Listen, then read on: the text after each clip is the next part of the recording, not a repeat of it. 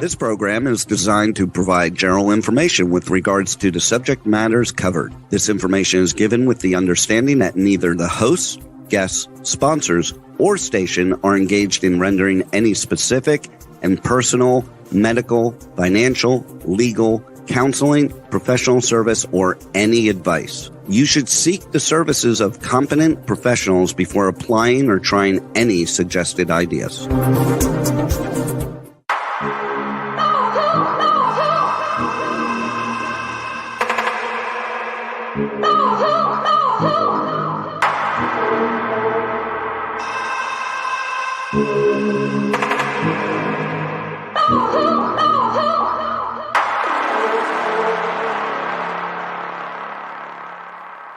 Good morning, true seekers and true crime junkies. Welcome back to another episode of Hit the Road, Jack, Finding the Zodiac. Nanette Bartow here, along with Nolan Del Campo. We're going to invite him in as part of today's show. Good morning, Nolan. Good morning, Nanette. We basically just kind of touched or briefed for a second there on something called The Family. It's a new docu-series on Netflix that I just started to watch last night. I haven't really gripped exactly everything that it's about, but basically they likened it to a religious mafia. And I've always kind of had this thought that religion was kind of corporatized, or at least it was used to control the masses. And in this documentary, the way they're even beginning it, it is what they used to control. I asked you a little bit about it. I know you haven't seen it yet, but if anybody is interested in something like this, it involves presidents, it involves politicians. It's on Netflix. I don't know how many episodes there are to it at this point, but it is headed by an investigative journalist who is actually inducted into this particular, The Family, as they call it. But does that sound like something that you'd be interested in? Oh, definitely. It's right in my I saw them flash faces like Bill Clinton, the Bushes, Trump, all of these politicians that I've always thought always were working together on how they could make that much more money off of us as a whole. I was kind of rather more interested in the fact that they described it as a religious mafia. Yeah, I'm interested to see it. Me too. I can't wait to finish off some of these episodes. I'll probably binge it this weekend. So everybody check out The Family on Netflix. All right, so I'm going to head right on into the presentation. And if we could go full screen on that. So this I found actually this weekend I thought was rather interesting, or not this weekend, this week in my homework studies for graphology, which is the behavioral trading or the psychological behavioral trading of an individual's handwriting at the time that the writing is written. And what I wanted to bring out, because I had often long thought about these D's that the Zodiac and Jack contain in their writing. So we have Jack up here at the top and we have the Zodiac here at the bottom. And we can see how the stems of these D's are leaned so far rightward that they look like they were going to fall over, or what we like to call the crossing of the lines. And if you can imagine, the crossing of the lines in the brain is kind of like going a little cuckoo. Anyways, in my studies, this is what it said. So I thought it was interesting to let everybody kind of check this out themselves. But this particular pink box is actually what is out of my studies. And they are talking about the D that this arrow is pointing to right here, because of course we see this far rightward slant on the D stem. So it says, notice the small D. Can you see how it's off balance? It slants so far to the right that it looks as if it's toppling over. This is referred to as the maniacal D, but do not instantly conclude that you're always dealing with a madman or raving lunatic when you see this. Now, I know that when we look at the Zodiac's handwriting and we see this, we know we're dealing with a madman or a raving lunatic. I just did not know that we would see characteristics of that in the handwriting until I got into graphology. So it says, as you already know, marked rightward slant is a characteristic of excitable individuals who overreact. When right slant is excessive, we can expect uncontrolled, irresponsible behavior and lack of resistance to both internal and external stresses. Therefore, any letter which slants more to the right than the rest of the writing indicates a temperamental nature prone to impulsive or erratic actions. The more extreme the inclination, the more frequently such letters appear, the more likely it is that the writer will exhibit antisocial behavior. It is considered more serious when this off-balance indicators appears in the D because this letter represents what a writer is rather than what a writer does. So if I could bring Nolan back on real quick. Huh. Is Nolan gone? No, I'm here. Oh, I can't see your little picture on the screen there. Okay. So as much as we know about the Zodiac, I had mapped out some of Jack's stuff up underneath here as well. And I found that the letter D is self-represented. So basically, like it says here, it's an indicator of what you are rather than what you do. In fact, I just put it out to many of my friends to give me a handwriting sample so that I can analyze it for them. I did a little bit of analyzation for one at one point, and I may go back and do even more as I learn my lessons. But is that something you think you'd be interested in letting me do, Nolan? Sure. I tend to print, and it's kind of proper printing, but the faster I write, the more messy it gets. Right, you get a little less concerned for form and read legibility, I suppose, unless somebody else has to read it, right? Correct. So as I was noticing up here, I just, like I said, mapped out some of Jack's D's at the top, and I mapped the Zodiac's D's at the bottom, and found that the slants of these D's in the stems were almost identical in many of the cases. And of course, I just plopped a few down from the handwriting presentation that we've been doing. So it's not like I look to particularly find ones that match those particular slants, but we can see that exists in both. And then I actually found one where the bowl of the D is actually streamlined right in with that stem, so it doesn't stick out or protrude, letting you know that that is a letter D. And I found that was consistent with what Jack was doing as well. So I thought that was rather interesting, and I look forward to doing your handwriting, and maybe we can even do it on the show. Okay. All right, let's go. I was just noticing some of my D's. They're more upright, but they do have that little loop. Right, and the loop is more of an indication of sensitivity to criticism. The larger the loop, the more bubbly it is, the more sensitive you are. So many of us have loops, and it doesn't necessarily mean that we are super sensitive or self-concerned about what others think. It could be in different areas. We could be sensitive to criticism about ourselves, about our work, about things we do. So it really, once you wrap that sensitivity up with the rest of the analyzation, then you get a better understanding maybe of what that sensitivity is about. But the letter D is the letter T and the letter D. I want to look at it like the letter T is the representation of how you act, whereas the letter D is a representation of you and yourself. And that brings us to the letter T's, where we're at right now. So we'll take this full screen. And of course, we start at the top with Jack, as we have done so far. We show that I call it the Tau T, or it has the curve or hook at the bottom of it, just like the copybook T in print. We can see the different variations. We have low cross T-bars. We have concaved T-bars. Sometimes we have him crossing very close to the very top with just a small portion of the stem of the T sticking out. As we go down, we start to see some of these long T's where the crossbar is very low at the bottom, but we still kind of see that little curvature that occurs. It almost occurs in almost all of his T's. We do have a few of them that don't have it, but for the most part, he tends to have that curvature or that kick up at the bottom of the T. We also have what I refer to as the plus T, because he has equally crossed the crossbar across that T, about the same length as the stem and midway point, so it makes it look more like a plus sign than it does a letter T if it was set separate and by itself. I did pull out some of his double T's. I noted in most of his double T's, he actually crosses the T's separately, though we do have one here where he crossed completely across with one stroke. But for the most part, we see this lowered T-bar on the left-hand side and a little bit higher. And we had a right T that was a little bit smaller and kind of lifted up off the ground, like we had talked about in many of Jack's and the Zodiac's handwriting, where they have that uplift, like we talked about on the letter H to the capital T last week.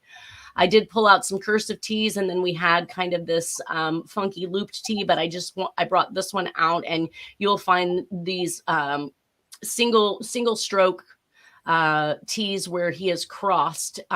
He came down the stem and then in one full stroke moved back upwards and then crossed over with the crossbar. And there were several of those in the Atlanta, Georgia, which is similar to the movement that we see here, that movement down, back up, and then of course the cross of the actual crossbar. So making note of a lowercase t in the Lipstick Killers, we had this tented version, and this indicates stubbornness. And we have this crossbar that is actually jetting downward in a decline, which is notable for being domineering.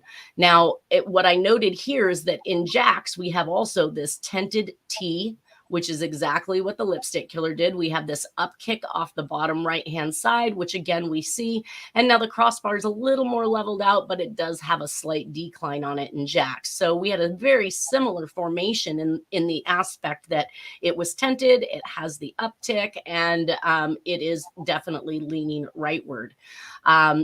We have talked a lot about the combination JTs, or these Jack Tarrance indicators, as Terry B likes to put out there. And I do look at these more like a monogram, I guess, if you will. And in Elizabeth Short, we saw that continuation of the Tau T. We saw the T that was crossed very close to the top with a little bit of the stem sticking out. And then, of course, this one has a backwards loop. We do note that the Zodiac Killer liked to write some of his letters backwards, and we've seen it in D.B. Cooper and a few other cases, which is just another connection factor. But as we get over here into the T at the end of Elizabeth Short, we're going to find more of these and these high crossed T's that we talked about in Elizabeth Short as we go through the presentation. And the Kern Werewolf Killer, I saw that many of the T's were pretty much just on par with the crossbar. Again, this one is very similar to the one up there in Elizabeth Short. We see that the concaved crossbar is also a part of this. And we also saw this backwards JT. So the backwards Tau T that really acts as a J and a T at the same time. When I got over into Oswald, again, no shock. We have a T there that is absolutely identical in slant, in crossing, in size to the Elizabeth Short murders, and that's in the letter to the Dallas PD for the JFK case.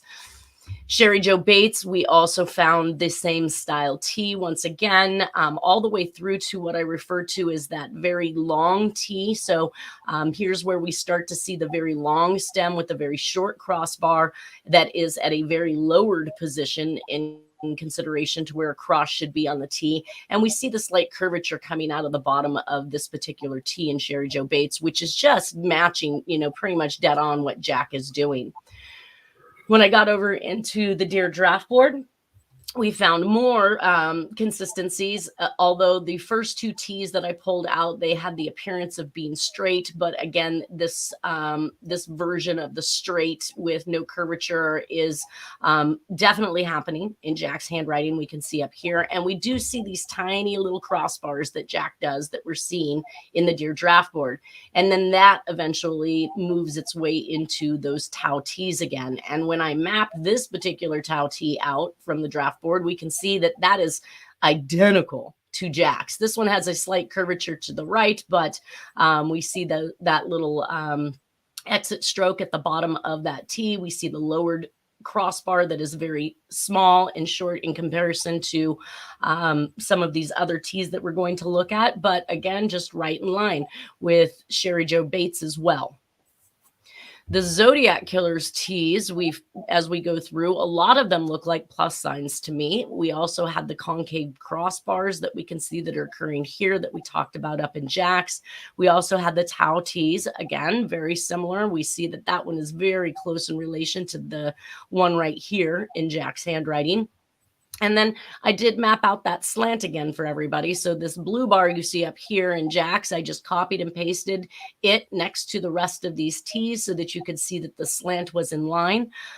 Since that hard right slant is something that's very consistent with the Zodiac and Jack, I wanted to compare that to the rest of the communications. Moving on through, we do find, again, some consistency with the double T's. Number one, they are crossed separately. They are not a single stroke across, which is consistent with Jack's. The right T is smaller than the left T, and jumps up from the baseline just a tad there, so it is raised up just like we see in Jack's handwriting. When I got into the Fairfield letters, again, we had the plus sign that we were talking about. We had the T's that were crossed very close to the top with a little tiny bit of the stem sticking out. Again, consistent with what we saw in Jack's writing. Right there. Sorry, I should have marked it. At any rate, that is a consistent disguise that we are going to see. In fact, the Fairfield letters were extremely consistent with things like the Channel 9 newsletter, but we already know that that comes from the Zodiac. And the herb cane also had that very close crossing to the top with just a small portion of the tip of the T sticking out. We saw it again over here in the second herb cane letter. As I went down the line, let's see where else we found these guys. Oh, wow. All right, so it is a consistency, obviously, that we are seeing between the Zodiac communications. And if I see more of them as we go through, I'll point those out. Again, we found the double cross T. So this is two T's that are together and they are crossed separately. We have the left one that is larger than the right one, and the right one in this particular case looks more like a plus sign again. In the DC Freeway Phantom, I found consistency with the letter T that is very consistent with Elizabeth Short's and some of these others that we talked about in the position and placement of the crossbar, the actual length of the stem, and that rightward slant is also consistent. DB Cooper, we had a couple different T's that we looked at. Most of the stuff was capital letters in that, but these were some very interesting ones. We talked about that crossing from the left-hand side that doesn't protrude to the right, but we can see as we get down there, he's starting to come out to the right here. I did mark these down because this crossing to the left and not coming over the right side of the stem was consistent with a T that I found in Voinovich and also T's that I found in Bruce Ivans. So in the Bruce Ivans, the difference here is we have that very long stem that he is noted for in Sherry Jo Bates and some of these others. We see it in the Albany letter. Let's see here. I found it in the Citizen letter. That's the length of that stem in comparison to the crossbar itself. Back here, we do find the double T's. Again, this one, I'm not really quite sure due to the image whether or not this is broken here. It does look like that's a possibility, but I can't state that for sure. Although we do know that Jack Cannon will cross with a single crossing across that the two T's. And we also note that the slant and the lean of that particular set of T's is consistent as well with Jack's. When I got into the Albany letters, we found not only the Tau T, so again, we have that very, very tall stem, and we have the very low crossbar, and we actually have that kick out at the bottom, which was consistent, I mean, with these curvatures, that movement to the right as he exits the letter T. Finding again the concaved crossbar that is consistent with Jack and the Zodiac. Getting into SLA, we found more of the plus style T's. We found, again, the formation of the T that is consistent with Elizabeth Short and is consistent with Sherry Jo Bates. Well, it's actually, this particular T is consistent with just about every single communication that we're going to talk about. And let's see here, more plus sizes. When we got into the Citizen letter, I found there was a cross between both the tall, very tall stem T's and the plus style T's, with, of course, the slant being consistent as well. Channel 9 newsletter, this is where we saw more of those T's that are crossed closer to the top with just a tiny bit of the stem sticking out. And again, the plus style T that we found so far. Riverside was extremely consistent with the long T's because this Riverside, yes, this is the Red Phantom letter. I misnamed that the Riverside, but I tried to change that. We see this again, this looped T. So this is the first time that we see the T where the crossbar is actually connected off of the stem and in one full stroke, almost like the star formation, which we then end up seeing in the Atlanta, Georgia child killer letters as well. In the Oakland County child murders, I found a couple of the T's. Of course, we know the Tau T is definitely a Jack trait. And then we see that at the end here, we have one of those T's again that are crossed so close to the top that only a tiny bit of that stem protrudes. Also found that particular style in Herb Cain. So it doesn't shock me that there is this cross-reference in the actual formation of these letters from one to the next, since these are so close in time frame. That continued on through the second Herb Cain in the guess, and we found these plus T's again. So aside from the ones that are crossed very close to the top, we have that plus sign. The Atlanta, Georgia child murders carried the same style T that we saw occurring up in Elizabeth Short and some of these others. Moving over into the second letter with the Atlanta, Georgia, which I actually just skipped onto a new line of research yesterday, Nolan, is that the March 1981 Atlanta, Georgia child murder letter indicates something about you rebels don't get it kind of thing. He's trying to get them to understand that he is the same person that was killing women in San Francisco, but now he's in Atlanta killing children. And when he mentioned the word rebels, I about kind of fell out of my chair for a second, because I do have a picture in Jack's belongings of a ball cap from the University Nevada, Las Vegas, which has their mascot, which is the Rebels. Are you familiar with that? Yes. So this ball. Mississippi is Rebels too. University of Mississippi is Rebels as well. Really? Yeah. Well, the letters on the ball cap is UNLV. To my take, and I'm going to show that here. I feel like inside this letter as well, he says that he's left clues by all the bodies. So this notion that I've been talking about and the possibility that the watch found at the Sherry Jo Bates crime scene actually came from the Swindles murder, because he was not only military and the watch was obtained, as they believe, on a military base, that he was also a painter and the watch had paint flecks on it. So they likened that watch, I think, as you remember, to the suspect, right? Yep. And Swindles, that was Southern California? Yes, that was down in the lower or Southern California, basically. Yeah, south of LA. Yeah.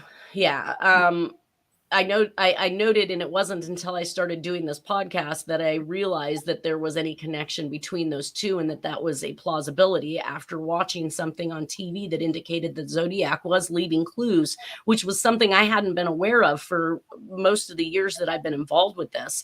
But if that's how they were making that connection, and that's why law enforcement was actually making the connection and believed way back when that all of these murders were connected to each other, then that's something they never relayed to the public. And it may be something we never actually hear out loud from the police, because that might be the one thing that they can keep close to the hip that would allow them to, weed out copycats.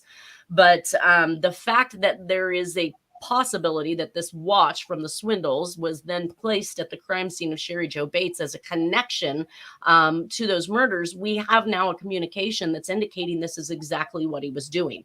So what he meant by certain clues, we may never actually know, but I know that the communications tie themselves one into the next based on some of these clues. And one, when he said the Rebels, I have a picture, and this picture is in Jack's belongings. It's of a ball cap on the ground, and it has the UNLV, and I believe what I can make out to be the Rebels insignia, or their little mascot that is on the side of the hat. I thought it was extremely interesting to see if I couldn't locate a murder, because it looks like there's a giant blood spot next to this ball cap. Either way, I digress. New stuff that we'll be talking about when we get to that point. OCCK, Herb Cain, Atlanta, Georgia. So in Atlanta, Georgia, we had, again, some of the same styles. We had the same slant, same formation, some with low crossbars, some with high crossbars. Sacramento basically followed the same the same rhyme and rhythm. We see again, was that? Oh, nothing. Okay. We see again those plus signs right on into the Christmas card. Again, something attributed to the Zodiac Killer. Scorpion letter T's were absolutely right on par as far as the height of the crossbar, or the level of the crossbar in consideration to the height of the actual stem. Very consistent again.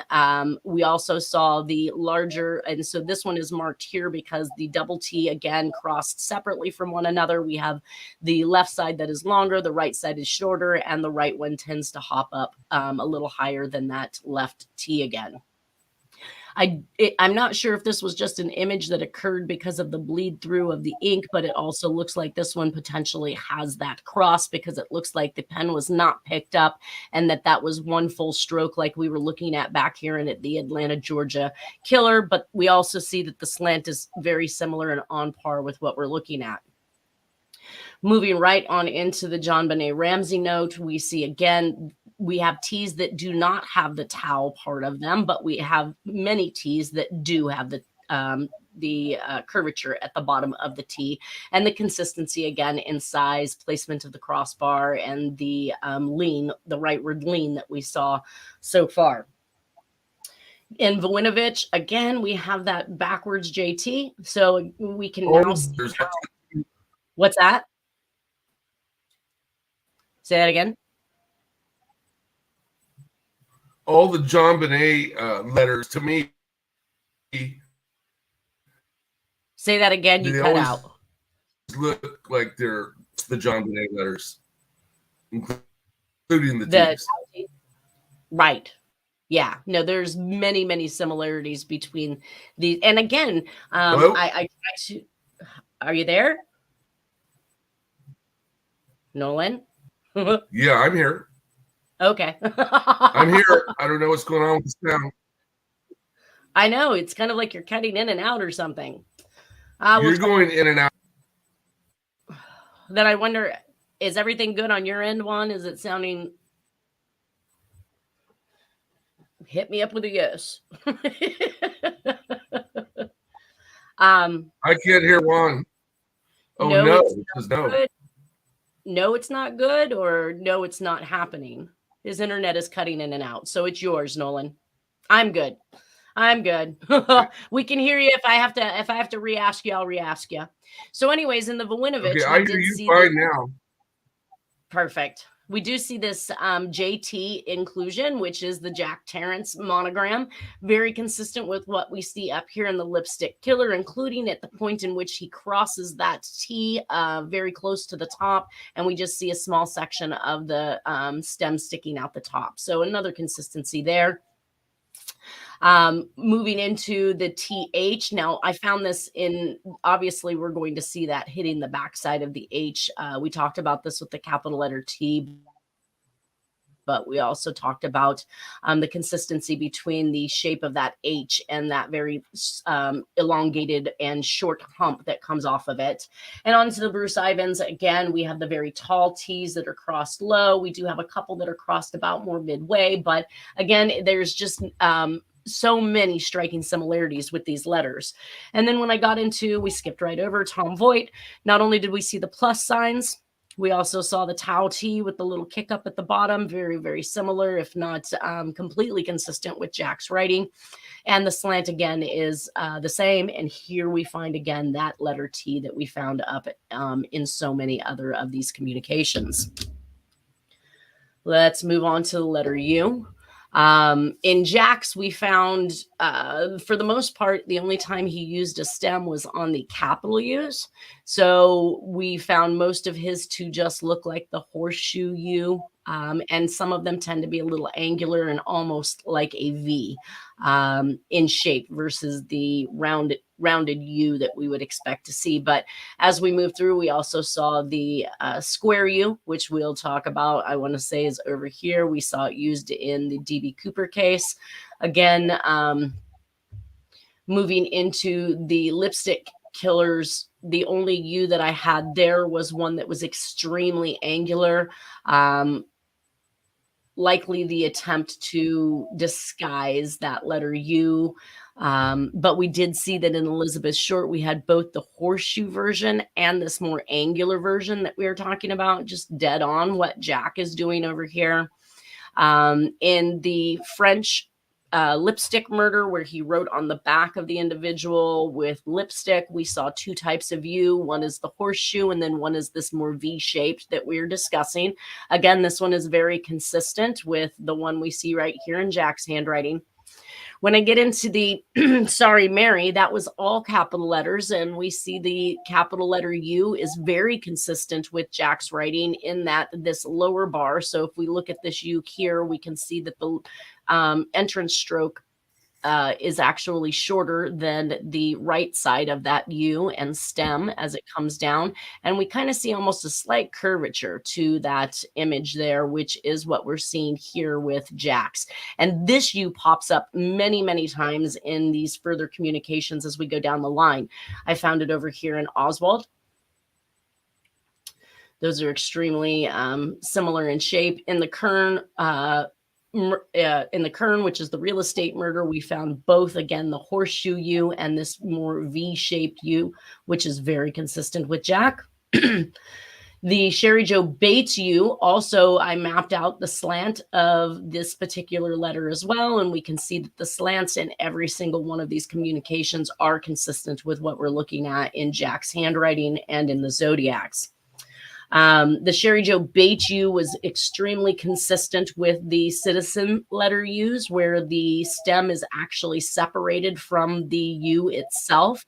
We do see in the uppercase U's here, this one in particular has the same shape of the actual round of the bottom portion of the U that we're seeing up here in Jack's. Very angular. Let's see where we are. The Dear Draft Board letter, we found the two different types of U's. So while he attempted to show us this horseshoe-shaped U and the angular versions that look more like V's, he also carried on with a U with an actual stem, and we can see that stem sticking out. We've talked about this one, I believe, in the letter A as well. This extension of the exit stroke is extremely consistent with those letters, and we do see that that is happening in things like the citizen letter. So this is why I state that these have similarities and consistencies with each other, because this attempt to disguise using this exit stroke is exactly what we see in some of these other communications.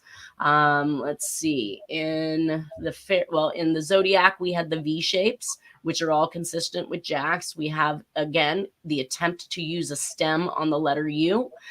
This consistency, again, right here in the Zodiac is consistent with the letters that come out of the citizen letter. And then we do see more of these ones with this angular portion of the round. Well, it should be rounded, but this more angular portion of the bottom of the U. The Fairfield letters, again, in his disguise here, he attempts to make them look almost shaky, if you will, but we do see, again, that stem that is sticking out that we were discussing, and it sticks out and protrudes downwards below what would be the baseline. If there was a line drawn completely underneath this, that stem would stick out the bottom, and we see that happening not only in the Fairfield letters, but the Citizen, in the Herb Cain letters, in the Sacramento letter. Let's see, where else did we mark green? I did try to add some more colors here. Does it make it a little easier to find the ones I'm talking about now, Nolan? A little bit. By adding the colors instead of them all just being red and blue? Yes. At least it'll make it easier for people to see which ones I found to be similar in shape and size. The Atlanta, Georgia Killer did the same thing, tried to do this little looped exit stroke off of some of them. Of course, we don't see them on all of them, and we see some are just, malformed because he's really attempting to disguise his handwriting at that point. Either way, as you go through here, we then see some more capital U's. These U's definitely have this angular shape at the bottom of the round where the entrance stroke comes down to the baseline and then moves its way back up. Consistent with Jack's handwriting, so are the slants. We again see some of these U's where the left side is shorter than the right side.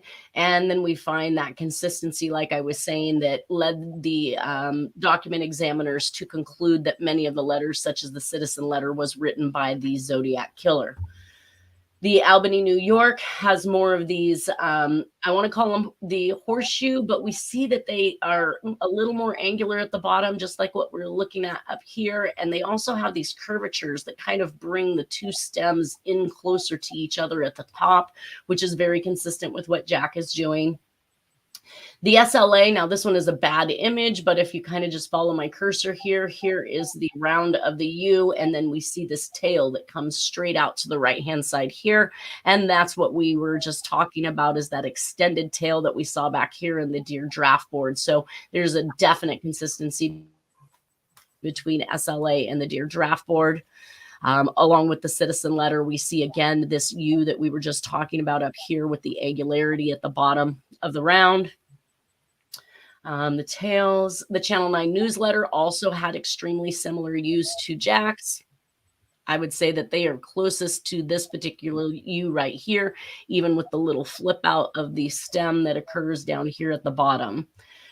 And then that moves into not only the ones that he attempts to use a stem, but in the end, obviously, as his hand starts to tire, he starts using his stereotypical U, which does not include a stem. And that's kind of what I tell everybody about. When somebody's attempting to disguise, they begin with one fashion and then end in what is probably likely to be more truer to their normal handwriting. And we can see that not only do these match the slants, but they also match the shape of Jack's U's. And that includes the red phantom letter. Again, we have these horseshoe ones that get closer at the top to one another, kind of almost like they're going to close up like an O. We see that the left side is shorter than the right side. And that continues on into the Oakland County child murders. So we get to see more of these U's that are very consistent with Jack's, including this this more angular portion, or it happens on this right-hand side right here. And we can see that that's what's occurring up here in Jack's, is this more angular or squared off portion.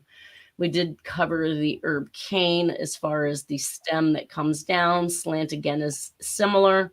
The U's that are cross-referencing this one with that shorter side, this U is definitely more consistent with the one we see up here in Jack's. Atlanta, Georgia, we again found two different types of U's. Of course, it starts out as the horseshoe U, albeit made to look shaky, as if an elderly person was writing it, but we know that the elderly wasn't out there killing. So, and then back into these particular U's that we found over here in the citizen letter. So this U right over here on the side is extremely consistent with the U's that we're finding in the citizen letter. So no reason to believe that, as this person is indicating that he used to be the person who killed in San Francisco, there's no reason for me to disbelieve that this is not the truth, because it is appearing, though, that the handwriting is working out to match just fine with all of the other communications, including the Zodiac Killers. Atlanta, Georgia, we pointed out again that use of that extended exit stroke and similarities with the Dear Draft Board letters. So again, I find that these are consistent. Sacramento letter, again, a little bit muddy because of the quality of it, but we can see those consistencies with the tail that sticks down and goes below the baseline. We also have some that have just a little kick out. And we also have at the very beginning, it looks like one of those horseshoe U's without a stem at all. So we flip-flops back and forth between these two versions. The scorpion letter U, we did find the horseshoe version was pretty consistent with what was being done, but I do find that these are very consistent with the horseshoe shapes that we have looked at so far, including like Elizabeth Short. Just the style of it, left side is shorter than the right side, and we can see that that's consistent with what's going on there. And the slant, again, is one and the same, basically. And we can see kind of the weight of the actual script itself is similar in appearance. And as I went down and I started to compare the scorpion U's, they were most consistent with the John Benet Ramsey U's, again, shorter on the left side, higher on the right side, including some that are actually curved more inward to themselves. That makes it look like they're closing themselves up, again, like the letter O. So a consistency for sure between Scorpion and John Benet. The anthrax U's were kind of not a lot notable, but the shape is definitely similar to what Jack has going on. And then we climb right on into Tom Voigt, and we can see that a lot of the U's not only have that lowered left side in comparison to the right side, but we can find that the shapes of the ones with stems are consistent in slant. The pointing of the bottom of that bowl to the left, consistent with one another. Again, not a shocker, as the Tom Voigt letters had been identified by a family member as being Jack's handwriting. In the finale letter with Tim Miller, we found both styles of U's. Once again, we have those without stems and we have those with stems. So the Bruce Ivans, that was more consistent with the V shape of Jack's V-shaped U's. So clearly, as we go back and forth between these U's, we see some definite consistencies. Is all of that making sense? Yes. It's interesting to note that many of them both have just the regular U without the line, but then there's some with the line. But then there's others that are very consistent. No line, no line, no line, or always a line. Like in my writing, it's always a line on the side. Right. Some people use it, some people do not. And it's interesting to note that Jack only uses it in his capital U's. So if he was thinking of disguise and all he used were these horse-shaped U's in his mind, in his lowercase writing, to add that stem would now be a difference. And that would set supposedly him apart from this writing, if you will. But we do know that he's capable of doing it and that this is his preference. And the fact that in some of these he flip-flops back and forth between a stem and no stem, or the use, like you said, of all stemmed. I think that in some of these, as I pointed them out, there would be just, one horseshoe shaped one, and then the rest have a stem. That tells you that somebody's manipulating their handwriting. Otherwise, he would have stuck with the same style in a single communication, unless he was attempting to manipulate or make it look like he was writing with a different style, and then reverting naturally back to the ones that he was used to using. Obviously, like I was saying right here in the Sacramento letter, the majority of them have a stem except for that first one right there. Right. And then the first one on Jack has a stem. Right, yes, and those are capital U's. Yeah. Yeah, those are capital U's. Yeah, okay. So, like I said, in his lowercase U's, he did not use a stem. So if I was a person trying to disguise my handwriting and I wrote like this as a horseshoe the whole time, I would add that stem, obviously, to make it look. That's the only way you could really make a U look different, right? Add a stem. Yep. So I think that's why we're seeing these with stems in many of these communications, because we do definitely see where he clearly, when he looks like he's writing faster in the Zodiac stuff, he's not using a stem at all. These far rightward ones that are written quickly with haste do not have stems. Then we get into the ones that look more perfect, such as some of these U's that we got from, I would believe, the Stein letter, where he attempted to make it look more like a conforming copybook U. He uses a stem. Yep. The letter V, interesting. I noted it was kind of a swap with the letter V. He has his very angular V's, as we see here. And of course, the left side, again, is shorter than the right side, with that far reaching and upward stroke away from the base on the right side. We also had the horse-shaped U, which, again, is a V. So he kind of swaps back and forth between these two letters, where in the U's, he makes some of them look like V's, and in his V's, he makes some of them look like his U's. The lipstick letter V that we found, not only is it shorter on the left side than on the right side, but I found that to be considered very consistent with the Atlanta, Georgia child murder case. I found as we go through, we'll see it in the D.B. Cooper right there, very similar in shape and construction, width at the top, length of the bars, even this this rightward slant that we're seeing here, I noted in Jack's, of course, again, lower on the left, higher on the right. But these were extremely consistent with the Sorry Mary letter V's. So as we go through this one, I didn't map out different colors on it, but it was such a short slide. I figured it's relatively easy to cross-reference those that are similar in appearance. Now in the kern, I found 3 that were actually angular, like a V is supposed to be. And then I found one that is more of that rounded horseshoe style. Sherry Joe Bates definitely had horseshoe style V's, which are consistent with Jack's U's.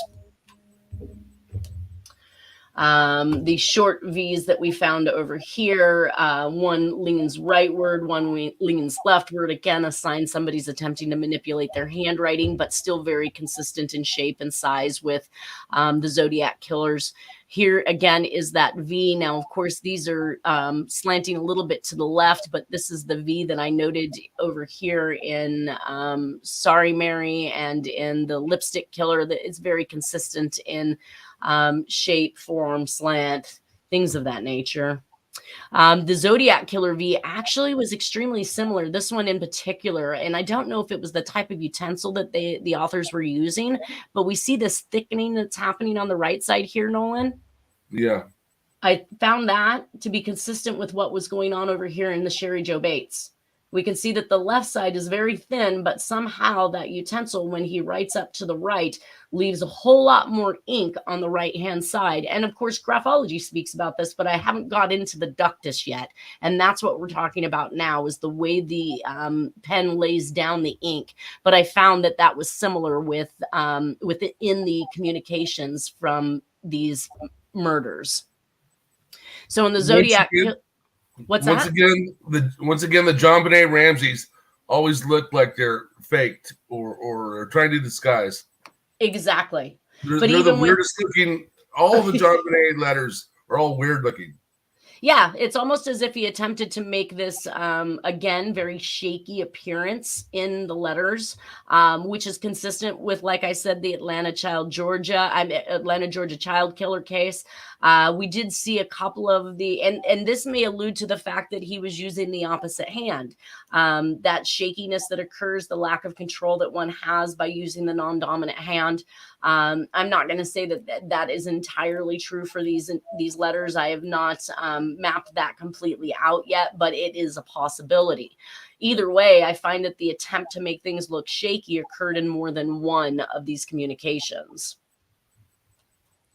So Fairfield letters, I found that the letter V here actually was extremely consistent with what we were seeing over here in John Benet. So we see this attempt to make these curvatures as the V exits out to the right-hand side. We see that that's a little bit longer as it like sweeps, I guess, over to the right.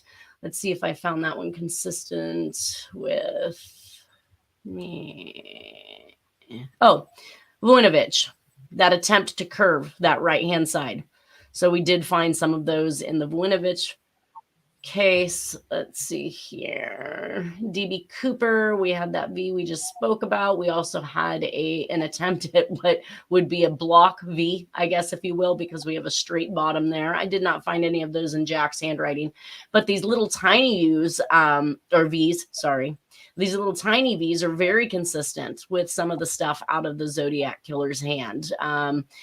So leaning to the right, heavily leaning to the right again. The Albany, New York V's were again consistent with the Lipstick Killer V's, which were consistent with DB Cooper, consistent with the Atlanta, Georgia child killer. The Citizen letter had again these more horseshoe-shaped V's that are not as angular, but again very consistent with that lower side on the left and the higher side on the right, and then more of that U shape versus a V shape. Channel 9 News went back and forth. Or actually, these ones did tend to be a little more angular, but very consistent with Herb Cain's letters. Also consistent with the OCCK, we see a cross between the U shape. We're down to a minute. It looks like we are not going to finish the U's today. But I did want to, I will continue next week, finishing off with the U's. It looks like we have about 1 to 2 more weeks, probably. Hopefully I can get through the rest of these letters this next week, and then move on to punctuation the following week. And then we are going to move right back into the Zodiac cases. Thank you, Nolan, for joining us again today. Is there anything you'd like to add? just let the citizen V's look a lot like Jack's V's. Right. There's so many consistencies as I go back and forth between these that when we looked at this letter V here being consistent with this letter V here, again, the angularity to the roundedness that we're finding that are in these letters are just amazing. So again, we have a consistency here. We have I think when he tries to write more as if he's disguising, he uses this strict V shape, but when he gets relaxed, he goes back into that horseshoe shape that is more rounded. But all right, everybody, I'm going to let you go. Have a wonderful weekend, and we'll see you next Friday. Bye.